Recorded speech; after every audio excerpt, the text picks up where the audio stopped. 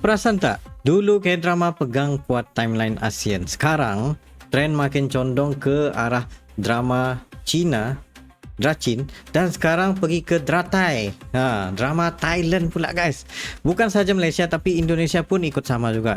Ini bukan soal orang kita ikut luar lah. Ini soal cara fandom gerak dan cara X angkat topik yang meletup ikut masa. Bukti Malaysia? Okey, ini kita tengok ni sini. Trend 24 hours.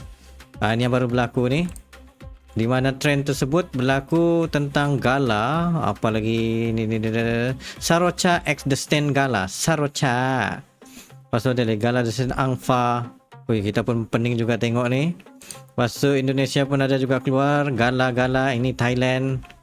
Namtan Film. Ni. Sebab dari sini kita dapat tengok lah every trend, apa yang keluar.